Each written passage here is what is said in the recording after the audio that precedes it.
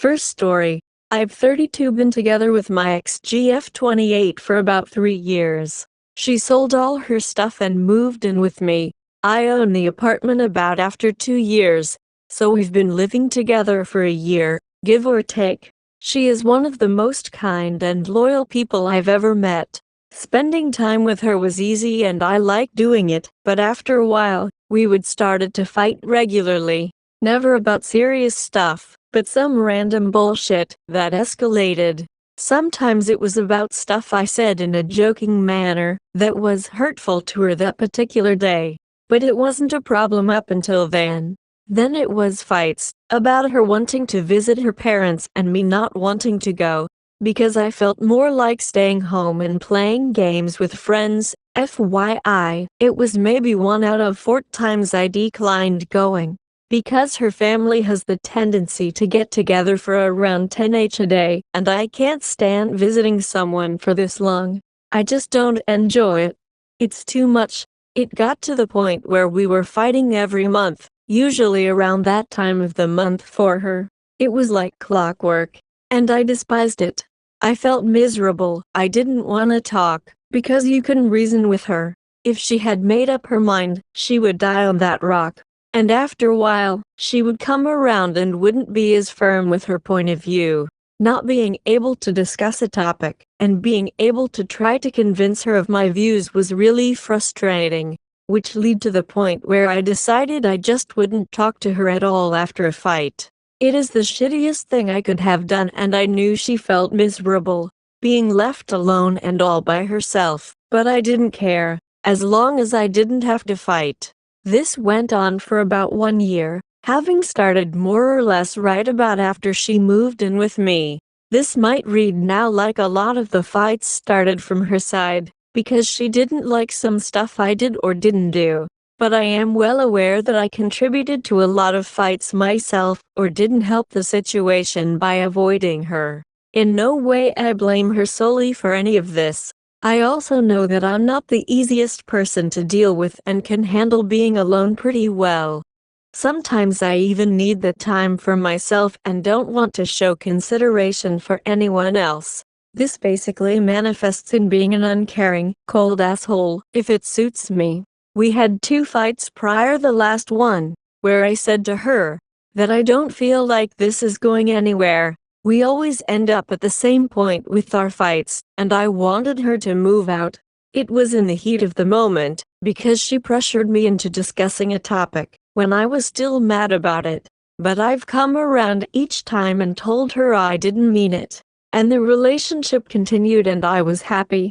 Deep down I long to be single though, being able to do what I want. Not feel miserable because of the constant fighting, and not having to carefully consider what I say in what manner, so I wouldn't start another fight. Around Easter this year I watched a YouTube video on how to pick up girls in the gym. I actively searched for it, but it was more something to kill time, whilst smoking a hookah. I don't know why I searched for this particular topic. Maybe because in the moment I enjoyed going to the gym and wondered how I would go on about approaching someone there. I would have never done it though. I detest unfaithfulness and would never do that to a person. Well, she saw the video in the search history and we thought about it. She read more into it than there was, but I tried to explain that it was just a time killer, basically what I wrote above. She wouldn't have it, so I went back to ignoring her. 2 days pass and she wants to talk. She would like to clear it up, because we were bound to visit her mother, and she didn't want to have anything standing between us. But I wasn't in the mood for it at all. I still felt frustrated because all those fights up until that day piled up within me. I wanted this to stop. I didn't want to continue fighting each month. I wanted to be able to decide for myself what I would do, and when I would do it. So I snapped. I said that it was over. I was feeling our relationship wasn't evolving, and we were always falling back to the exact same point. And in the days and weeks after, I felt good. I didn't regret my decision. I was going to the gym. I was enjoying the looks I got from women. I enjoyed gaming with friends or going out for drinks.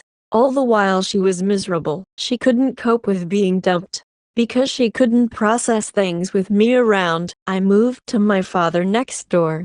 I would only be in my apartment when I was on my computer or when I was getting clothes. We talked a couple of times. She started reflecting back on the fights and asked me if I thought she was the reason. We were fighting a lot.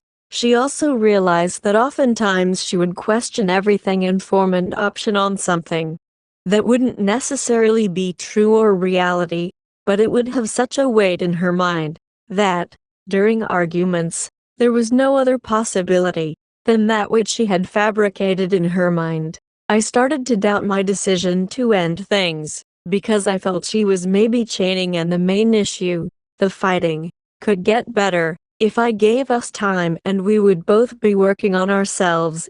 At this point she had already found a new apartment. She's due to move in mid-July, though, and had already started ordering new furniture. This made me hesitant, because I felt the point of no return had been crossed. But still, I didn't feel sad. I could live with my decision. When we were talking, I was distanced and objective, not emotional and hurt like her. I was bound to leave for a 3-week trip to Japan in May. As I wanted to post a bit more on Instagram, I made my profile public, from being private before. The same day she wanted to talk, she accused me of having moved on after just a month, because opening IG meant I was fishing for potential new girls. She couldn't understand how I was able to move on so fast, but this showed her that the relationship meant nothing to me. Otherwise I wouldn't have been able to do it so quickly. She asked to respect her and our relationship. She herself wasn't ready to move on, no matter what I said, and that it had nothing to do with girls. I wasn't able to convince her. She had made up her mind. So I just left. I didn't want to fight. It was the reason I ended the relationship. Why should I put myself through this again? She messaged me accusing me further, but I just left her on read. After she unfollowed me on IG. When I flew to Japan a couple of days later, she messaged me to wish me a nice trip. I thanked her. I even saw her watching my stories with her stalking profile that she has with another friend. Girls will know what's up. So I assumed she still cared about me until then. After the trip, I come back home and I see her in my apartment, and it hit me again. I started to miss her. Missed having my friend around me and having someone to spend the day with. All the feelings came back, and I felt like I should have felt right after the breakup. I spent a couple of days at my father's, and then, after the feelings hadn't subsided, I talked to her. First thing I asked was, "Are you seeing someone else?" I had seen her leave my apartment 1-2 times at around 10 p.m. and coming back at 1:30 a.m. Even on a Sunday or weekday night, which was very atypical for her. She replied that she met someone new. I didn't continue on with this topic, but my heart dropped.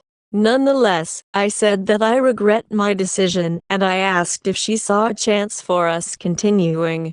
Her replies were as cold and objective, as I was right after the breakup. She thought we would always end up at the same point. Ouch. She would have never ended the relationship, but it was too late now basically. I accepted it and went on with my day. But I can't get the thought of me wanting to get back together out of my head, and I have episodes of feeling super sad. This isn't my first breakup, but it's the first where I was living together with my partner and spending the majority of my free time with her. This is also the first breakup where I felt I fell out of love with my GF. So now I don't know what to do. She will be in my apartment until mid-July, when she will move to her new apartment. I already asked her if she could move out sooner. In mid-June she'll go on holiday for 2 weeks and then come back and stay 2 more weeks basically. I asked her if she could take her stuff and move to her sister or brother, right before she goes on holiday. Mainly because in these 2 weeks she's gone, I want to move back to my apartment, and I can't process all this. Knowing that she'll be coming back after 2 weeks and I'll see her all over again. She said she won't move out sooner. It would be too much of a hassle. I'm not the type of person to just throw her stuff out during her holidays, so I guess I just have to deal with the situation. I find it kinda selfish though. When she had a hard time with me being around, I moved to my father's and gave up my apartment for 10 weeks now. Now that I'm asking for 2 weeks, she's not even considering doing it. Additionally, me knowing that she has met someone new really fucks with my head. Every time she leaves late at night, my thoughts go crazy and I think she goes to that person. Although it might just be that she's visiting siblings or a friend, because she can't stand being alone in the apartment. She did this right after our breakup as well. I know that I have to forget it. I screwed it up, and if I had regretted it sooner, it would have maybe been salvageable. But now too much time has passed. I left her alone and she found a way to deal with the situation. Well, I enjoyed my newly won freedom. I do realize that I'm only seeing the good parts now, and I need to remind myself that we fought constantly, and I broke up for a reason. Some fights were intense. She threw a yogurt at me once which spilled all over my apartment, or slammed the fridge door several times. Stuff I deem crazy if I saw it on an outside person. 3 months back I was so sure about my decision, and that I didn't want to spend the rest of my life or have kids with her. I don't know what changed now. I just feel so sad when I'm by myself and not doing anything. I'm quite introverted when it comes to meeting new people and not very outgoing. My friends are all married with kids, so I go for drinks maybe once a month. Not many new people I can meet in my apartment. I spend my evenings on my computer, playing games with friends. Talking helps keeping my mind busy, watching Netflix, learning Japanese, or going to the gym. I guess in the end it all comes down to fear of being left on the shelf, and not being able to find someone as loyal, caring, and generally nice as her, as you might have guessed by now. Writing this down is kinda of a very one-sided therapy session, haha. It kinda helps to write it down. If you've made it this far, thank you very much of spending the time to read this. Feel free to write anything that comes to your mind after reading my text. Also happy for tips on how to keep busy or deal with this situation. Share your insights and personal experiences. Anything helps, smiley. I do also realize that I need to work on my communication skills in a relationship. Just ignoring someone has never solved any problem. I'm not the guy to go from relationship to relationship, so I think I'll have plenty of time to work on myself. Also contemplating about getting a dog, have been for quite a while, even way I prior to the breakup. The dog is not meant as a solution to fill the void. Just for your information, smiley, I grew up with dogs and always wanted to have one again. I just think it'll give my life some purpose and reason to leave the house other than for work or gym. Second story. Thanks to those that have supported my original comment and messaged for the full story. I met my ex in 1999. We were set up by friends and introduced on a blind date we didn't know we were going to be on. At first I wasn't interested in being more than just friends. I had a lot going on and had just come out of a bad relationship. She respected that but pursued over the next few months. Due to a drunken night and poor decision-making, we became friends with benefits. The sex was amazing, but I still had concerns about who she was as a person and the fact that she had come from an abusive relationship. Important note for later. Eventually we started dating and things got serious. We dated for a year, had our ups and downs, and I'm not sure what I was thinking, but we got married and she got pregnant right away. That's when things started to change. During her pregnancy, which was 2001, she became very mean. I of course thought it was hormones. She eventually accused me of cheating with her close friend. I was not, and the friend took offense to the accusation and cut ties. This was her maid of honor at our wedding. Up to that point I was either at work or home. Anytime she called to verify I was at work, I was there to quickly pick up the phone. The baby arrives and things are tense if it's not related to the baby. A year passes and we have had very minimal sex. I was a new parent and expected this to be a possibility. Things were tough because she also believed that if I was taking care of myself, it was a form of cheating. I was miserable. One night things changed and she was all over me. This went on for nearly a month and abruptly stopped when she became pregnant with our second. After that, sex became nearly non-existent. When it did happen, it was cold and miserable. Mostly just on my birthday and anniversary. If she could cause a fight to get out of it, she would.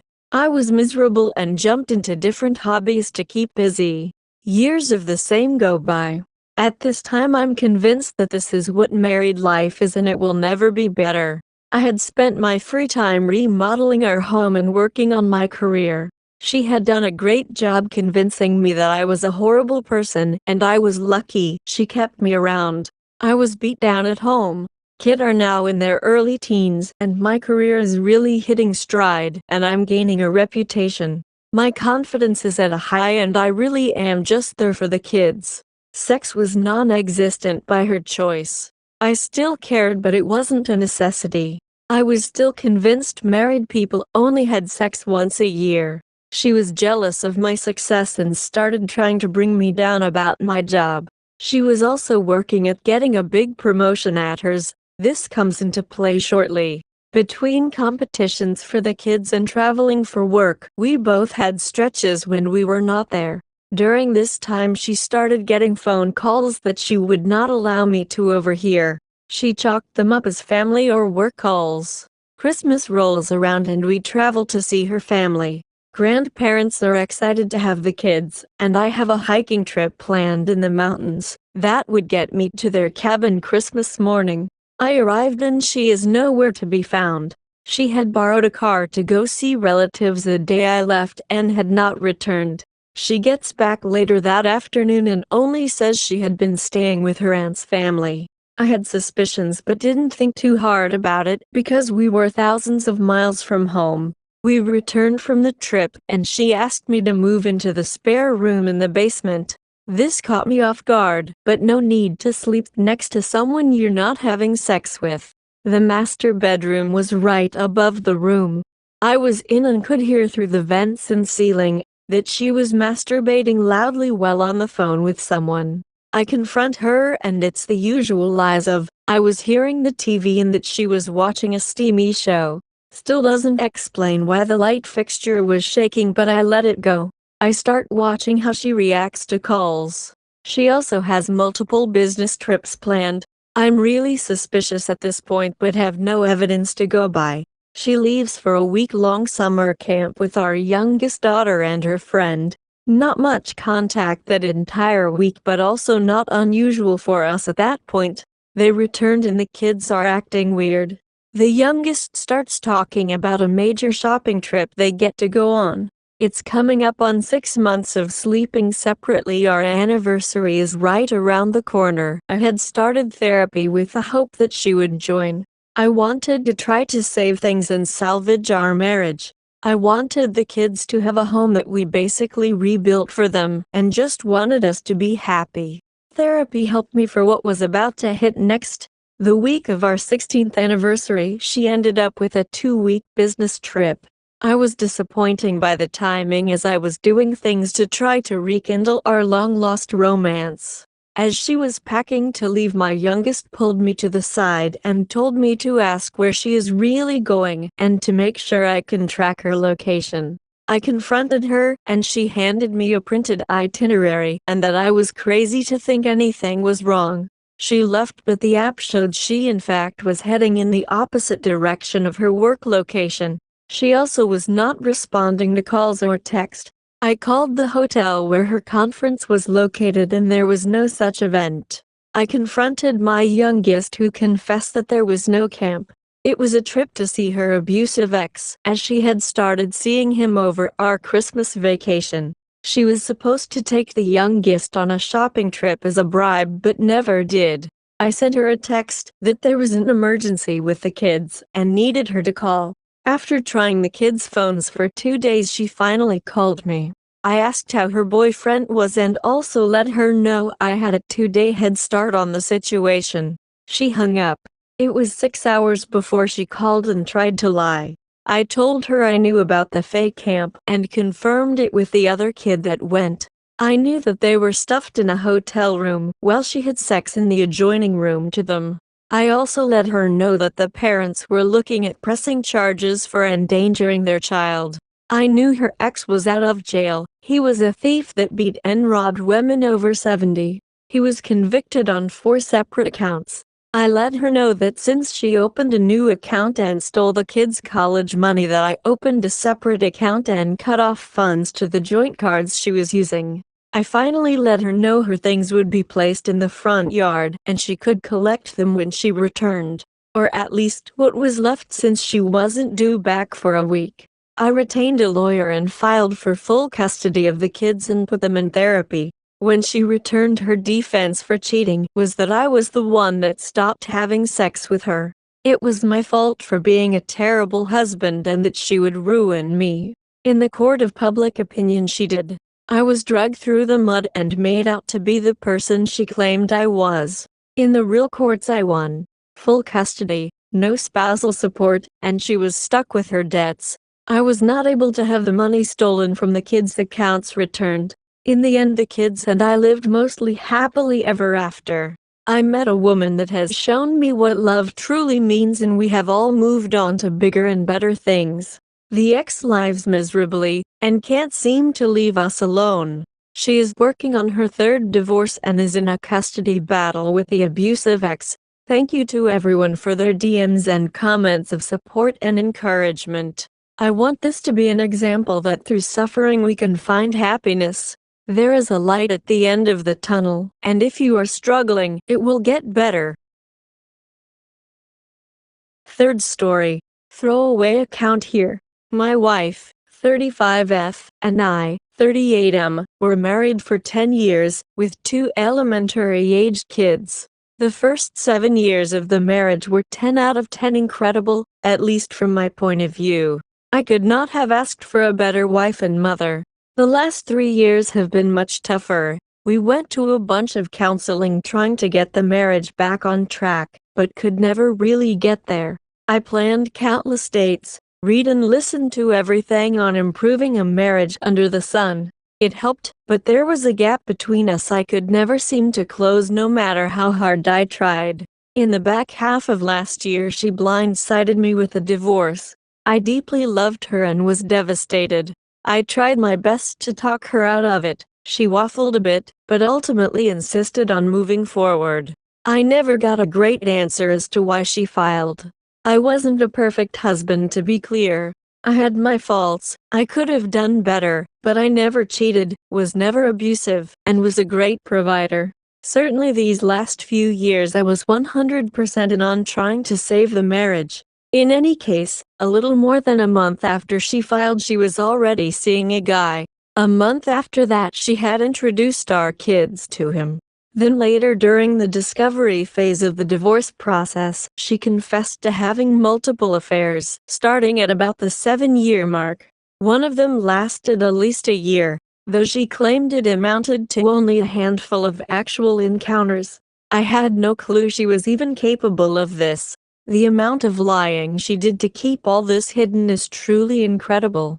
The day I found out was the worst day of my life, but at least I finally understood why we had such difficulty connecting those last few years. It wasn't for lack of trying on my part. Fast forward 6 months, and nearly $100,000 in lawyer bills later, and she decides she wants to try and reconcile. Mind you, she's still dating the same guy, but she tells me she'll dump him to work on things with me. So what caused her change of heart? I think it might be because she found out I had started dating someone who's awesome, by the way, or possibly because she realized how much her financial life was going to change with my high income exiting the picture. For her part, she claims it was because she saw how great of a dad I was being when I had our kids. I sat down with her and heard her out on everything. I felt this was the least I owed her after a decade of marriage. She took responsibility for her mistakes and gave a heartfelt apology, although she was sure to partially blame my behaviors for driving her to it. No matter how thin you slice it, there are 2 sides to every story. I get that, but I utterly rejected that nonsense of blaming me for her cheating. All that said, I do believe she is truly sorry. Ultimately, though, I told her no, and pressed forward with a divorce which was final as of a few weeks ago. For her part, she's been relentless trying to get me to give her another chance, texting almost daily. It's worn heavy on me to see someone I cared so much about filled with so much regret and hurting so badly. I've held firm though, there's just too much damage. I don't think I could ever trust her again. Plus I have this great new gal who's beautiful inside and out and who's been so incredibly supportive and patient. To be clear, we met well after I had been served papers. Typing this out highlights the insanity of all this for me. Who in their right mind would try and save a marriage like this? Who in their right mind would even have the guts to ask to try and fix it? I don't love her anymore, but I did love her for so long. And the kids. The co-parenting. I'll never really get away from this woman. It's hard. I guess I'm not sure why I'm posting this. Maybe just to get some validation I'm making the right call? Anyone been through something like this before? Any advice? Update. How do you all handle feelings that the AP got away with no consequences? I lost access to my kids 60% of the time, my house, half my money, my dogs, and my wife. I'm a high-income earner, so I'll be fine, but this has set me back years. AP played a huge role in all this happening. I understand my ex-wife is ultimately to blame, but this man pursued her knowing she was married. My kids cry themselves to sleep multiple times a week because of this mess. My ex-wife and AP have long since parted ways, but he never faced any consequences. Adding to the complexity, AP is a laughably second-rate lawyer, but he is a lawyer nonetheless. I'm afraid anything I do, even if it was as simple as sending him a message to let him know my kids cry themselves to sleep and I hope he's happy, could wind up with him filing some sort of frivolous legal motion against me. It would be free for him, and I'd have to get a lawyer to defend myself at $450 an hour. I lose. Again, there are a million ways I could get back at my ex, but at the end of the day they all just hurt my kids. As much as I hate her for all this, I can't do that. So how do you all handle it, or am I just a bad person for even having these feelings? Fourth story. I, 29M, asked my wife, 32F, for a separation yesterday. We got married in September 5 days before our wedding. I discovered that she had lied about her involvement with her ex-boss, a married man with 2 kids, and she had been having an affair with him for the entirety of our relationship. Essentially just dating 2 men simultaneously. Typical trickle truths due to shame. It supposedly ended August 31st when she found her wedding dress. There are a lot more red flags regarding this, but I am trying to move past the affair itself. I was guilty of not enforcing the boundaries I had set, and she was guilty of not respecting my boundaries and continuing to manipulate me and lie and deceive. Lots of breadcrumbing and gaslighting.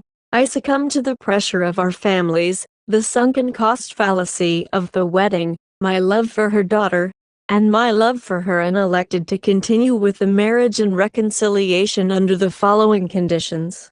She would end all contact with her AP and any other men she was previously intimate with in any capacity. Actively pursue counseling. Actively pursue her relationship with Christ. Actively pursue a healthier lifestyle of a better diet and exercise. And to cut out unhealthy coping habits such as binge drinking, eating, pornography. She agreed and promised that she would do whatever it took to ensure she was never that person again, and so that she would never hurt me in that way again. Among other vows, I baptized us together the night before our wedding and had such an amazing day together when we wed, and asked all of our family present to help guide us and support us, and to help hold us accountable to avoid the mistakes made previously. The last 2 months have been an absolute roller coaster. I started a new job that requires me to be gone for significant amounts of time. We discovered she was pregnant, something we both wanted dearly, even before the affair. She miscarried. Dynamics and priorities have shifted. She started out strong. Contact with the AP other men, to my knowledge, She has not communicated with her AP at all or other men inappropriately. She immediately gave me access to all of her devices, set her messaging up on my iPad, and has been relatively transparent. However, we have had 6 men over the last 2 months reach out to her that she was previously intimate with in her past before me. I asked her to delete or block anyone she was intimate with. She didn't. Boundary crossed. She even offered one of them to come see us, not just her, whenever he was in town. We agreed to change her phone number so that the triggers would not continue for me. However, she still has men reaching out to her through her Apple ID counseling. She immediately signed us up for Regain, and we pursued couples counseling together. We did this for about a month, and we decided that the counselor wasn't the best fit for us, and that we would find a new one, as well as individual counselors. I found an individual counselor immediately, through a referral from my previous one. I also found her a referral through my new counselor. That was almost 4 weeks ago. She called them the first week and left a voicemail, and only after the risk of separation did she call them again yesterday, claiming that we can't afford it and she's too busy. I am paying for it and have referred her. Boundary crossed that she would pursue counseling. 1 week is understandable. A month is not. Her relationship with Christ, she has done a wonderful job on the spiritual front. She is active in church and devotionals, although this has waned since the miscarriage, understandably so. Immediately following the discovery of the affair, I invested hundreds in premarital books, devotionals, Christ-centered recovery, etc. We have completed one of maybe 12. Never completed our Christian premarital counseling. Healthier lifestyle. I signed her up for a gym membership, as she expressed interest in it, and has been a gymmer historically. She has gone once with me in the last 2 months, and walked with my mom once. She has not changed her diet. She claims she does intermittent fasting, but then her one meal of the day is cookie cake, bowls of mac and cheese, or girl dinner. Crossed boundaries here. Unhealthy habits. She is codependent on her family. She has no support groups outside of her immediate family, who also struggle with alcoholism and abuse. They deny that my wife is abusive towards me and through her behaviors, and will not hold her accountable to honoring her promises to me. My wife claims she needs alcohol or a buzz to help her do chores. While she is not a typical alcoholic and doesn't drink regularly, when she does, she drinks in excess and typically gets sick, claiming she will never do that again only to do it again 2 weeks later after she miscarried. Instead of pursuing healthy support, she spent $150 on a phone video game and $150 at TJ Maxx of the money I gave her for bills, and subsequently was unable to pay our bills and had to get more money from her parents. I understand that a miscarriage is devastating to a woman, especially one that already has such low self-worth. But I have tried to pave the way for her to establish healthy coping mechanisms, counseling, church, reading, exercise. I am unable to provide a lot of emotional support as her husband because I am still in immense amounts of pain, and I too lost a child, although I know it is different. She made multiple commitments and has broken most of them, always claiming excuses. Too busy, not enough money. Her timeline looks different. Her family is under the impression that I need to accept her no matter what she does. I have rebutted that I will always love her unconditionally, but I cannot continue to let her cross my boundaries and self-destruct. I can love her without being with her. They have said that she will only find self-worth when she knows I am truly committed to her, and that my love is unconditional. I tried to explain that this is the epitome of codependency. I am not perfect. My mindset has shifted pretty negatively. I have pressured her to get healthy for our marriage and child. I have lashed out in my pain. I shut down and get angry when I see yet another man pop up on her phone, because I know she is just going to minimize her relationship with him only to find out she was intimate with him at some point. I jump to conclusions when I get triggered because I don't know what I can trust and what I can't. My patience and grace are very thin. I have not been able to provide the support I would like to provide to my wife during the loss of a baby. I feel like I have been breadcrumbed again. She gave me just enough effort for me to marry her and did for a short while afterwards, but has since tapered off. My counselor, our old marriage counselor, my Celebrate Recovery group, my uncle who is a strong Christian mentor of mine, and my family have all emphasized the importance of me setting and enforcing boundaries. So I asked for a separation, and I haven't budged. I have been cussed out. I have been guilted for actively distancing myself from my hurting wife and precious stepdaughter. I have been accused of not wanting to connect with my wife through physical touch and quality time. I have also been begged to come home. Instead, I sit in my hotel room while I train for my new job that my wife encouraged me to take, and watch my home life dissolve from 2,000 miles away. And am constantly accused that it is solely my responsibility to stop making mountains of molehills, that although she caused the initial hurt, I am the one preventing us from moving on, that I need to give more grace and forgiveness, that I am in the wrong for lashing out in my pain. I want my wife to get happy and healthy. I want to have a happy and healthy marriage with her, and raise beautiful children together. She has so many redeeming qualities, but she has a lot of demons as well. She lives in a self-destructing prison, and it hurts me to see that it is so obvious what she needs to do to get there. But she is so blinded by her own traumas, shame, and mental illness that she cannot handle the overwhelming her tasks in front of her, and she does not have the support groups in place to help her get there. We qualify for an annulment until March 15th. I hope it doesn't come to that, and that something begins to stir in her, but it is clear that this relationship in its current state is toxic for both of us. I do love my wife unconditionally, but I do not need to continue an abusive marriage with her. I recognize that this is just my side of the story, and she has a different one, but these are my truths. This is all I have that seems like reality to me, but my view on reality has been so scrambled by her affair that it is difficult for me to discern what actually is real, and what isn't. Maybe I am so far off base, but the mental damage caused doesn't allow me to see it any other way. If you are religious, please pray for us, but especially her. She needs all the help she can get. I just can't give her any more. Update. We tried to continue to reconcile. She finally started seeing a counselor, and the 3 sessions she has had seemed to have a significant effect. Then she stopped going to church. Then she stopped going to counseling. Then she had her baby daddy over to visit without running it by me.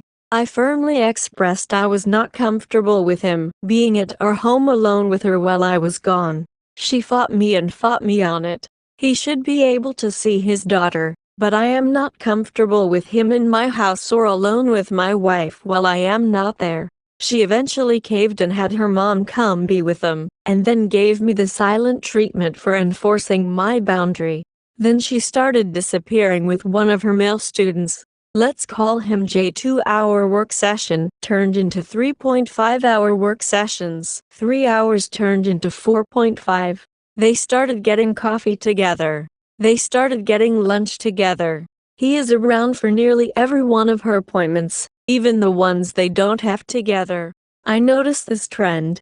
I expressed I was uncomfortable with him and the level of interaction their relationship was beginning to have. She acknowledged it and said she would not allow him to sit in anymore. This was last Thursday. Last night, I got a picture of my stepdaughter at her Christmas musical. Jay was in the background. I then found out that my wife and her family took him to dinner afterwards too. He is her student client.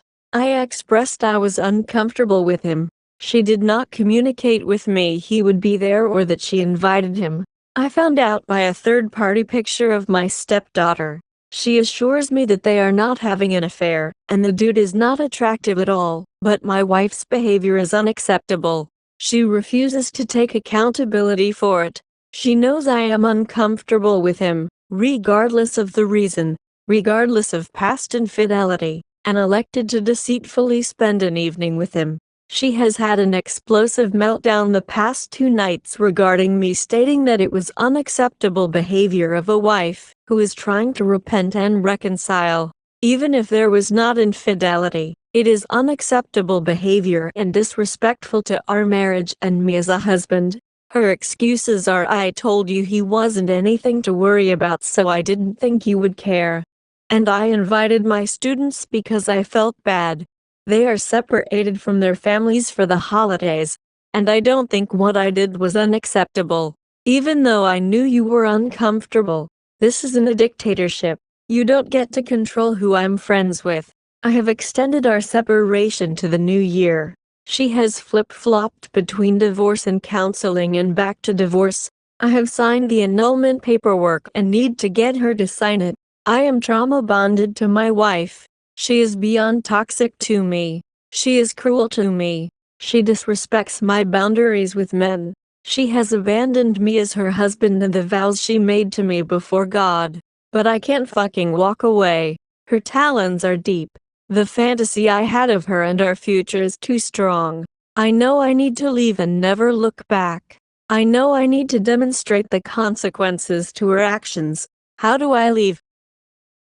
Update. It's me again. Please be kind. I am in extensive therapy and support groups. Things significantly improved once I came home from training. January-March were spectacular. We made a lot of healthy progress. I became significantly less controlling. She became significantly more communicative. We did a great job being intentional with our time, recovery, and relationship in general. Fights became fewer and farther between, less explosive, and we would actually implement solutions to the problems that came up. We were both actively in counseling and marriage counseling. She did a better job, not perfect, of respecting agreements and boundaries. We were very active in church, and were regularly attending 2 great church groups. Things were looking up. In February, we discovered she was pregnant again, and we were actually happy about it. In February, we lost our second baby. I came home from work early to comfort her and to grieve myself, and took some time off in March to give myself some space to heal. On March 7th, I discovered that she had watched pornography as a comfort for the second miscarriage. This is an issue because we vowed to each other that we wouldn't be bringing porn into our marriage. Then I discovered that she had been consuming porn and hiding it from me for our entire marriage. Then I discovered that she would regularly neglect her daughter, leave her in the bathtub, or on the couch in front of the TV, etc. while she pleasured herself to pornography. Then I discovered it was almost every time I would leave the house, and she would encourage me to go out with friends just so she could pleasure herself. Then I discovered she still had all of the inappropriate pictures and videos she made with the man she cheated on me with in a secret app. She claimed that she deleted the app prior to our wedding, but there is no way for me to verify that or trust that she didn't use that material.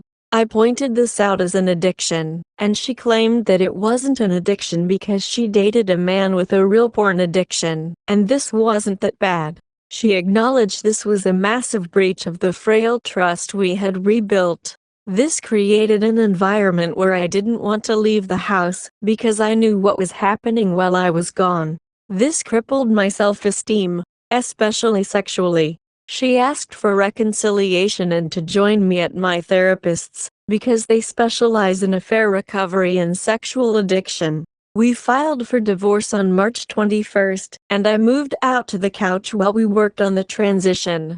A week later, she made a very reckless, impulsive decision at work that put someone's life at risk, because she wanted to people please one of her male co-workers by getting the resource back earlier. I did a good job of just comforting her without criticism, and she took the rest of the day off. But I was pretty frustrated because of the lack of responsibility, and how I have to be the responsible one.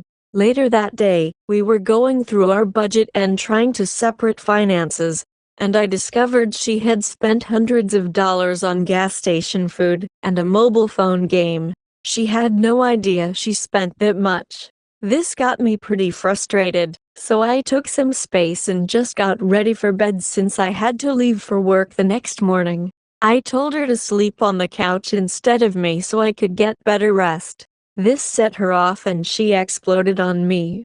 I didn't have the energy to fight it and knew my fuse was already short, so I just went to the couch instead. This set her off even more, and she came out to the couch and just laid on top of me in an effort to make me uncomfortable enough to go back in the bedroom. I identify this as physical abuse. I calmly told her I didn't feel physically safe, needed space, and to go back in the bedroom. She mocked me and belittled me and flipped it to how she doesn't feel safe. Eventually de-escalated, got her to leave, and I slept on the couch. The next morning, while I was showering, she came in to apologize for how she expressed her feelings, but not the content of which she expressed. I told her I didn't forgive her and that the physical aspect was absolutely unacceptable. I packed my things, kissed my stepdaughter on the forehead, told her I loved her, and tried to leave. My wife stopped me and started asking very detailed questions about when I was leaving and when I would be back, and I felt she just wanted to act out. I snapped, told her I was disgusted with her behavior, and that I would be leaving soon enough for her to enjoy your porn. Or maybe just have another man come over to please you since neither of those are beneath you. I couldn't even look at her and left. She immediately blocked me on everything and began the scorched earth process.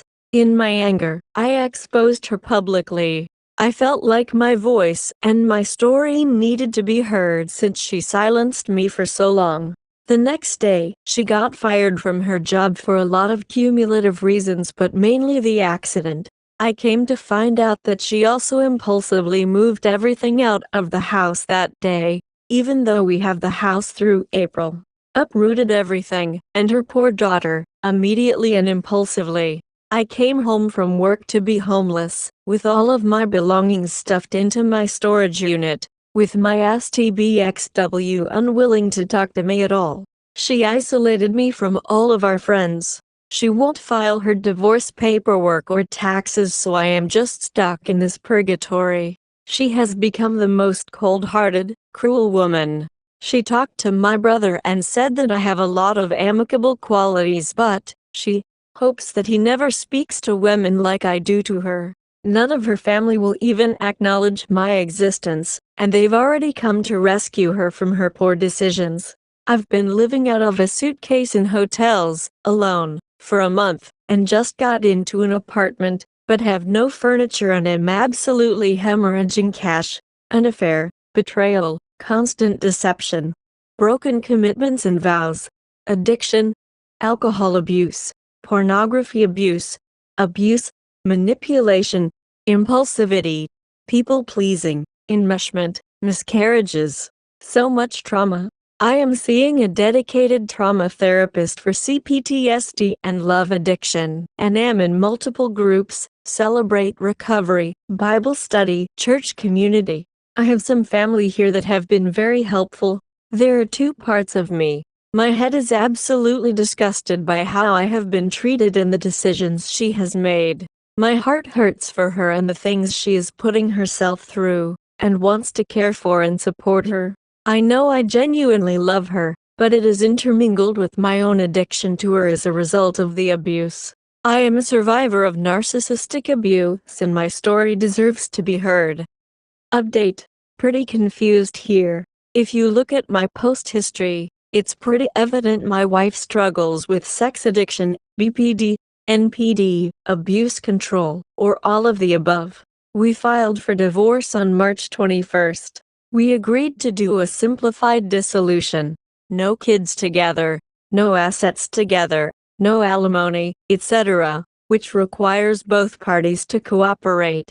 We separated the next week after she physically abused me for the first time. After I discovered her porn addiction and the existence consumption of material that her and her AP made together 7 months into reconciliation. She also lost her job due to people-pleasing a male colleague that put her student in danger.